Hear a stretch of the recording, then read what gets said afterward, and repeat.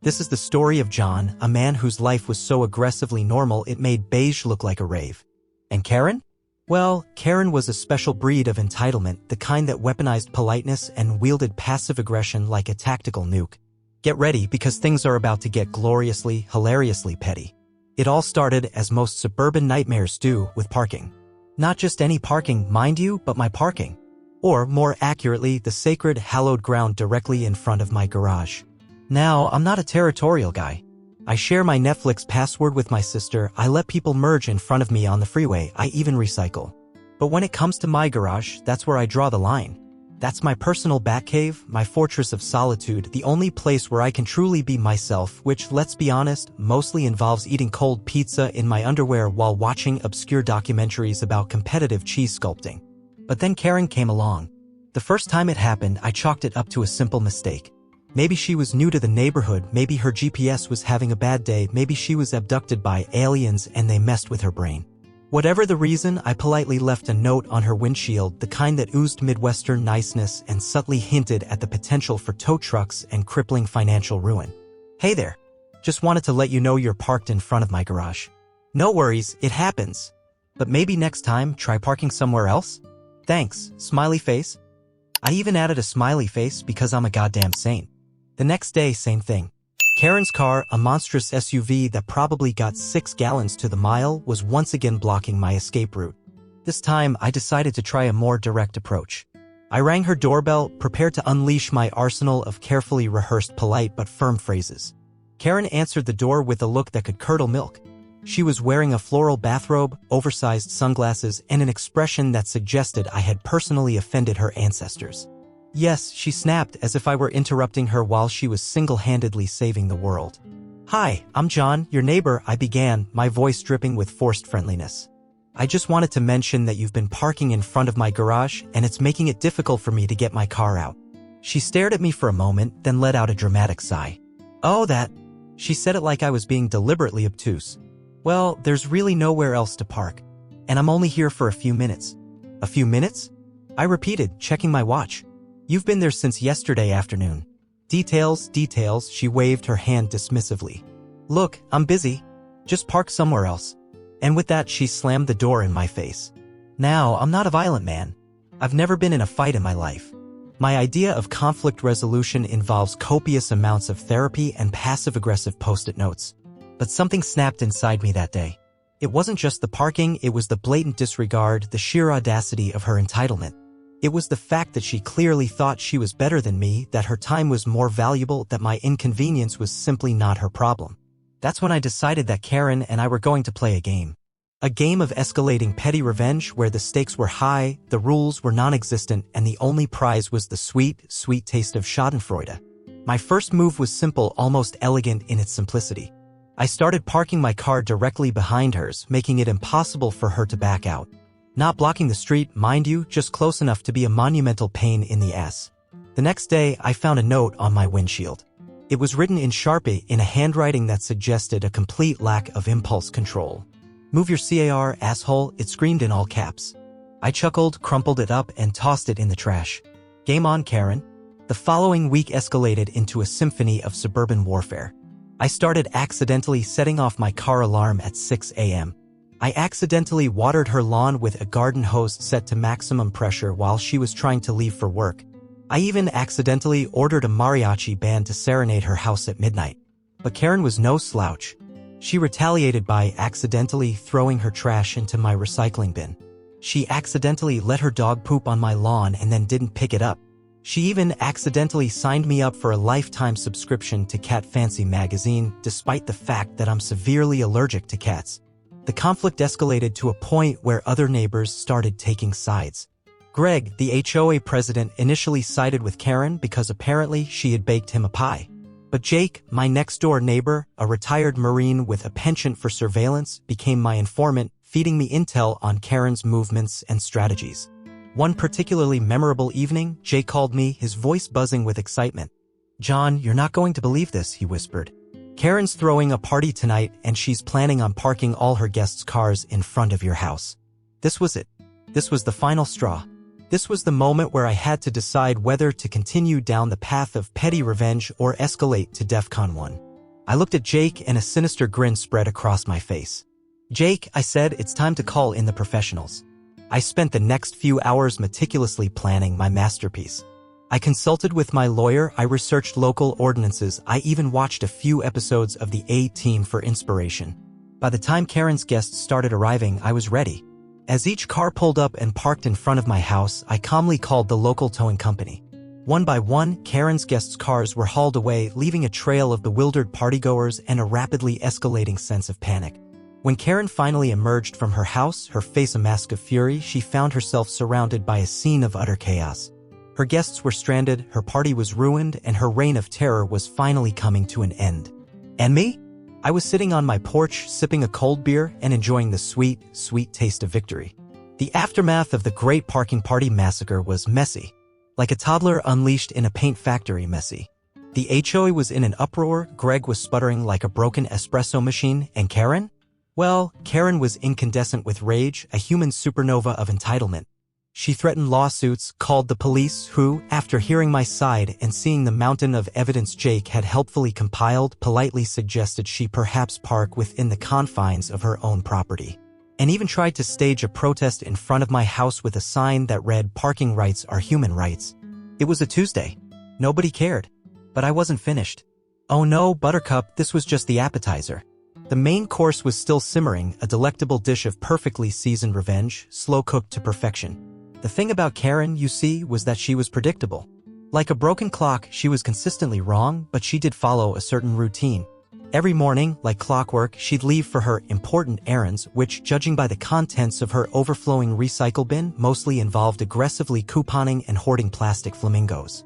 And every morning, without fail, she'd leave her infernal SUV jutting halfway out of her driveway, a monument to her disregard for basic traffic laws and the general safety of the neighborhood.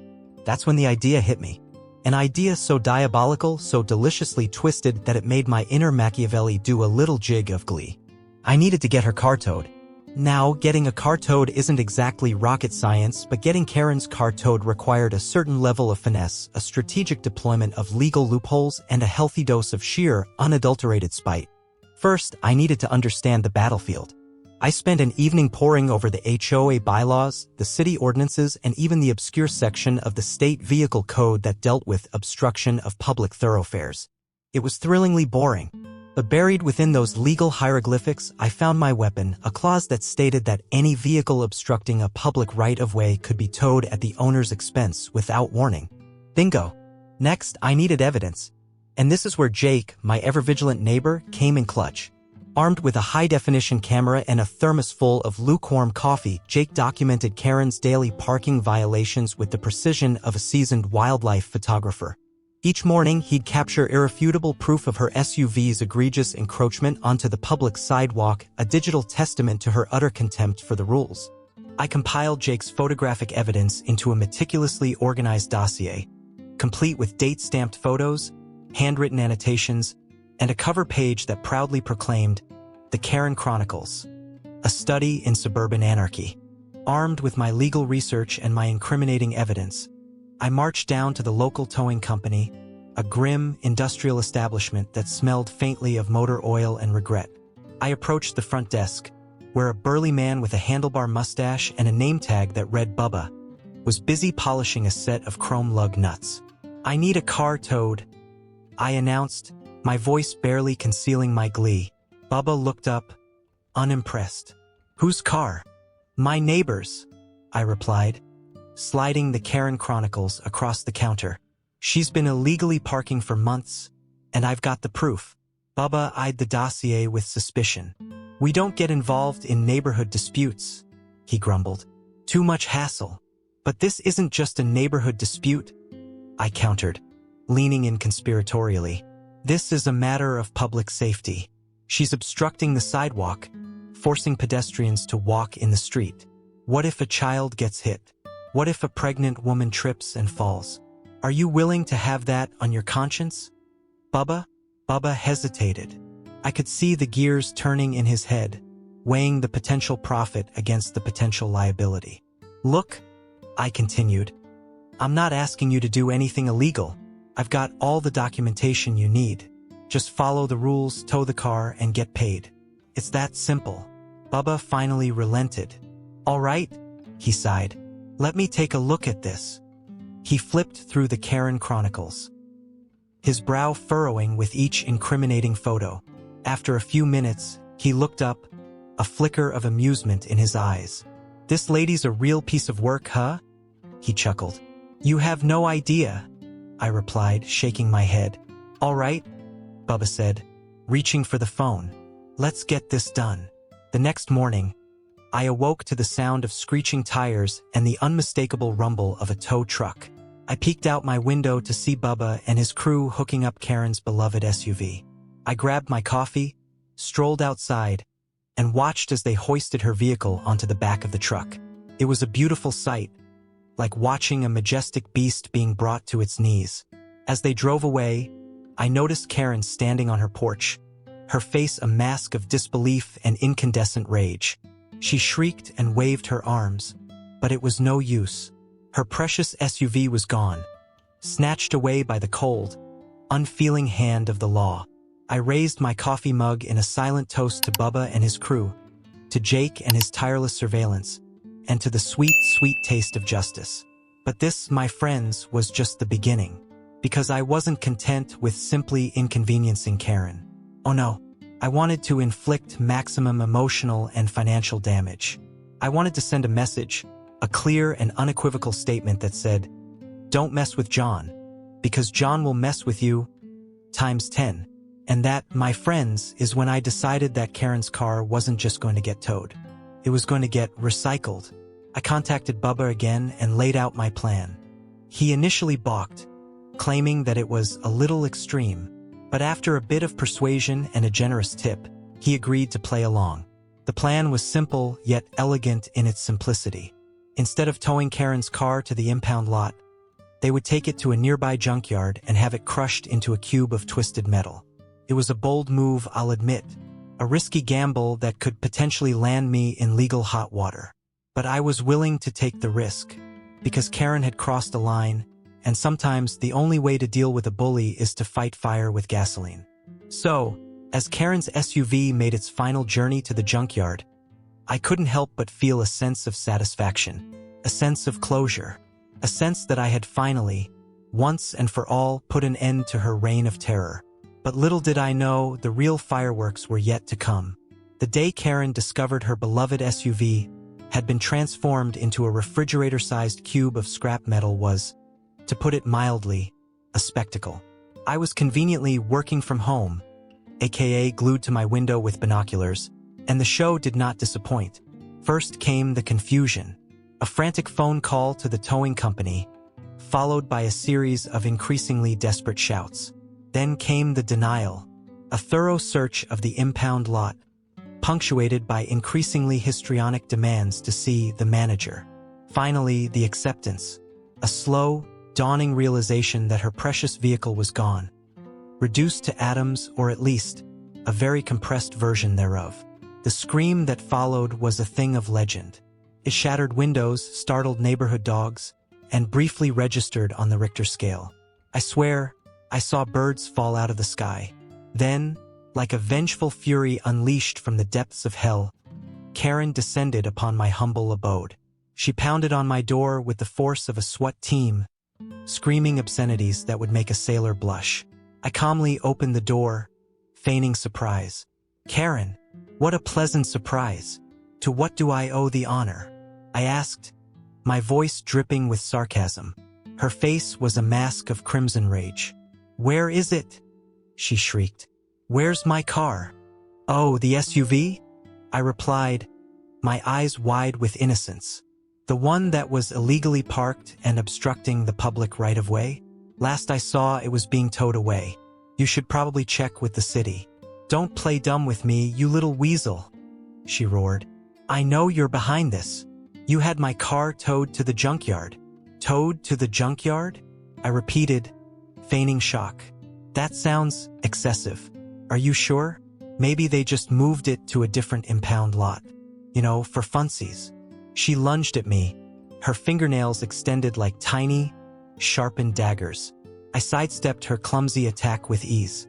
You're going to pay for this, she screamed. I'm going to sue you. I'm going to ruin you.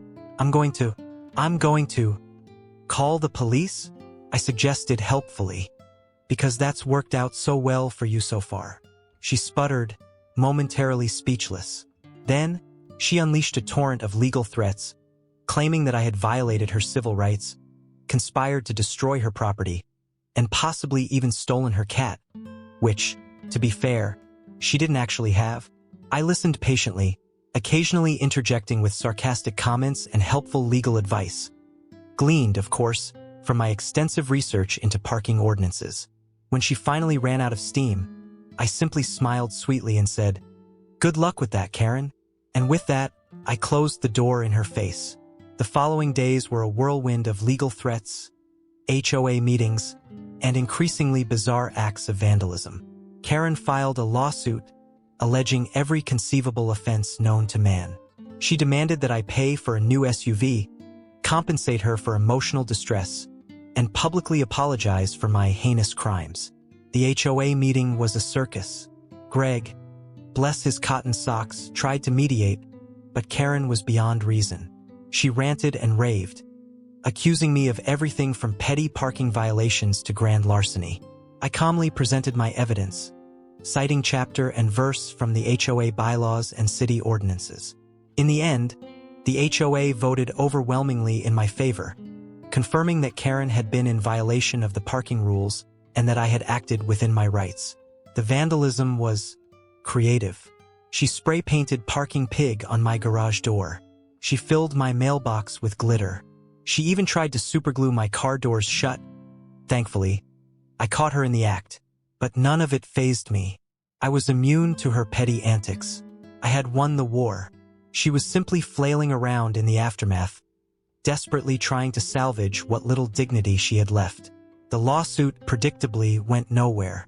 Karen's lawyer, a weary-looking man who clearly regretted his career choices, quickly realized that her case was a lost cause. He advised her to drop the suit, but she refused. She was determined to see me punished, even if it meant bankrupting herself in the process. The case dragged on for months, slowly bleeding Karen dry. She spent her savings on legal fees, lost her job due to the stress, and alienated her remaining friends and neighbors. Finally, after a particularly humiliating court appearance, she cracked. She stormed out of the courtroom, screaming obscenities and vowing revenge. I thought it was over. I thought I had finally broken her. But I was wrong. One night, I awoke to the sound of shattering glass. I jumped out of bed, grabbed my trusty baseball bat, a gift from Jake, naturally, and cautiously crept downstairs. I found my living room window smashed and a figure lurking in the shadows.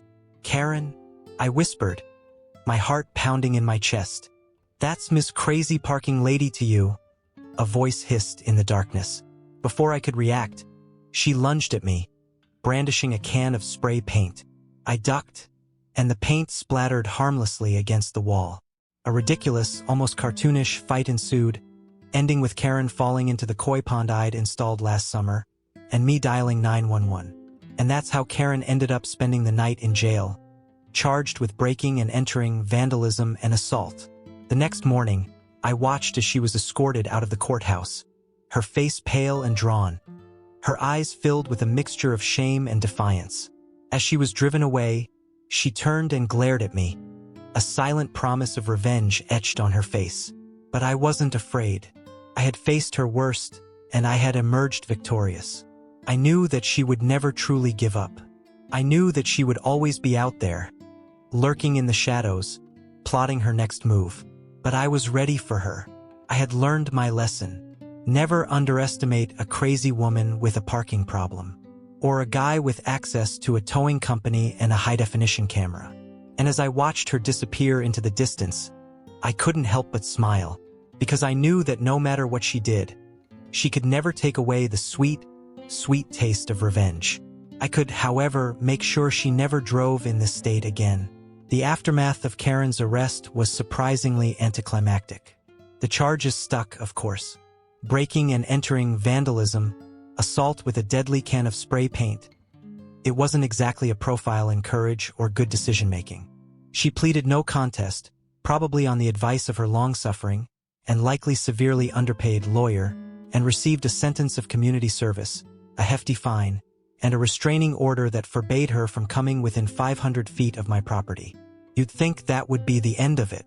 That Karen, finally broken and defeated, would slink away and never darken our suburban doorstep again. But you'd be wrong, because Karen was like a cockroach, resilient, persistent, and deeply, profoundly annoying. The restraining order was a minor inconvenience at best. She found ways to skirt around it, to test its boundaries, to make my life just a little bit more unpleasant. First, there were the accidental drive-bys. She'd cruise past my house at a snail's pace, glaring at me from behind the wheel of her newly acquired and suspiciously similar SUV. She'd honk her horn, flash her lights, and occasionally shout obscenities out the window. The police, bless their weary hearts, were sympathetic, but their hands were tied. As long as she remained outside the 500-foot radius, there was nothing they could do. Then came the proxies. She enlisted her friends and family to wage a campaign of passive-aggressive harassment on her behalf. They'd park their cars in front of my house, blaring music at all hours of the night. They'd leave anonymous notes on my windshield, filled with veiled threats and thinly disguised insults. They'd even start spreading rumors about me around the neighborhood, claiming that I was a drug dealer, a tax evader, and possibly even a Satan worshiper. The last one was actually kind of flattering. Jake, my ever-vigilant neighbor, kept me informed of their activities. He installed a network of security cameras around my property, documenting their every move. He even started a counter-rumor campaign, spreading tales of Karen's alleged involvement in a pyramid scheme, her obsession with competitive couponing, and her uncanny resemblance to a garden gnome. But the most infuriating tactic was the letters. Anonymous, handwritten letters filled with vile accusations, personal insults, and thinly veiled threats. They were postmarked from different cities, written in different styles, and often sprinkled with intentional misspellings and grammatical errors, presumably to throw off the police. I tried to ignore them, to dismiss them as the ravings of a disturbed mind. But they got under my skin. They gnawed at my sanity. They made me paranoid, suspicious of everyone I met. I knew that Karen was behind them. I could feel her malevolent presence lurking in the shadows, poisoning my peace of mind. I needed to stop her. I considered going to the police, but I knew they couldn't do anything without concrete evidence. I considered hiring a private investigator, but I couldn't afford it. I considered moving, but I refused to let her drive me out of my own home. Then one day I had an idea so audacious, so brilliantly insane, that it just might work. I decided to fight fire with fire. I decided to become Karen. I started by studying her. I observed her mannerisms, her speech patterns, her unique brand of passive-aggressive entitlement. I watched videos of her ranting at the HOA meetings, analyzed her handwritten notes, and even eavesdropped on her conversations, thanks to Jake's advanced surveillance technology. Then I started to emulate her. I adopted her signature Karen haircut, a short, choppy bob with frosted highlights. I bought her favorite floral print bathrobe and oversized sunglasses. I even started practicing her trademark Karen scowl, a complex facial expression that combined equal parts disdain, entitlement, and barely concealed rage. Once I had perfected my Karen impersonation, I was ready to unleash it on the world. I started small, by complaining loudly about minor inconveniences at the grocery store. I demanded to speak to the manager about the lack of organic avocados, the excessive noise in the produce section, and the offensive aroma of the deli counter. I then moved on to bigger targets. I harassed the staff at the local coffee shop, berating them for getting my order wrong, for not using enough foam, and for daring to charge me extra for almond milk. I even started attending HOA meetings, where I unleashed my full Karen persona on the unsuspecting residents. I complained about everything from the excessive leaf blower noise to the inadequate Christmas decorations, demanding immediate action and threatening legal repercussions. At first, people were confused. They didn't know what to make of this strange, new Karen. But then they started to catch on. They realized that I was mocking Karen, that I was satirizing her behavior, that I was turning her own weapon against her. The response was overwhelming. People started laughing, applauding, and even joining in on the fun. They started sharing stories of their own encounters with Karen and offering suggestions for new and creative ways to torment her. The turning point came when I confronted Karen's proxies, the friends and family who were harassing me on her behalf. I approached them one by one, adopting my most menacing Karen scowl and unleashing a torrent of verbal abuse. I accused them of being pathetic, enabling, and possibly even mentally deranged. I threatened to sue them, to expose their secrets, and to make their lives a living hell. They were terrified. They quickly realized that they had made a terrible mistake, that they had underestimated the power of a truly dedicated Karen. They abandoned their harassment campaign, promising to never bother me again. And then, finally, it happened. One day, as I was practicing my Karen scowl in the mirror, I received a phone call from Jake. "John," he said, his voice trembling with excitement. "You're not going to believe this. Karen's moving." Couldn't believe it. After all this time, after all the drama, after all the petty revenge, she was finally giving up. I rushed outside and saw it with my own eyes. A moving truck parked in front of Karen's house, and Karen herself supervising the loading of her belongings.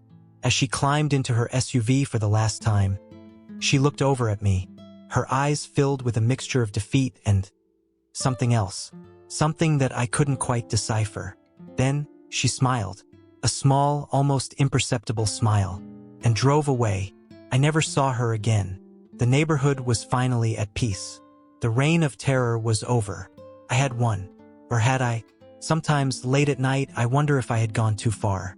If I had become the very thing I was fighting against. If I had lost my soul in the pursuit of revenge. But then, I remember the joy, the laughter, the sense of camaraderie that I had experienced along the way. I remember the feeling of finally standing up for myself, of refusing to be bullied, of reclaiming my peace of mind. And I know that I did what I had to do. Besides, who else was going to keep those HOA meetings interesting? Now, you might think this is where the story ends. The credits roll, the music swells, and everyone lives happily ever after. But, as any good suburbanite knows, life is never that simple. Because even though Karen was gone, her spirit lived on. In the form of a parking ticket on my windshield. The charge? Obstructing the public right-of-way. The officer's name? K. Irenson.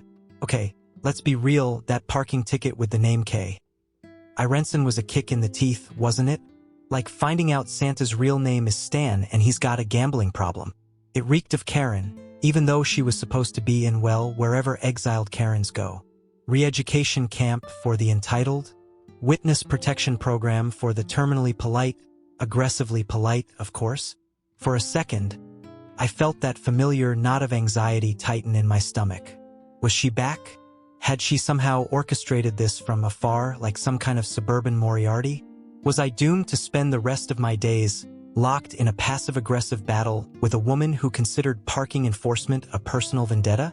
Then I laughed, because the absurdity of it all finally hit me. The sheer, ridiculous dedication Karen had to making my life miserable was almost admirable, in a completely deranged, sociopathic sort of way.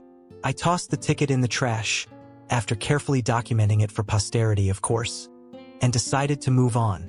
I wasn't going to let Karen, even in absentia, control my life. The neighborhood settled back into its usual rhythm. The HOA meetings became slightly less entertaining, although I did my best to keep the spirit of Karen alive with occasional outlandish complaints. Jake went back to bird-watching and conspiracy theories. And I went back to eating cold pizza in my underwear and watching obscure documentaries. But the ghost of Karen lingered.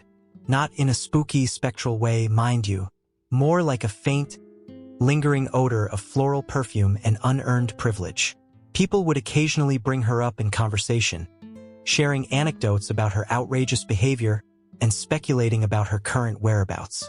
"You think she's finally learned her lesson?" they'd ask, their voices laced with a mixture of hope and skepticism.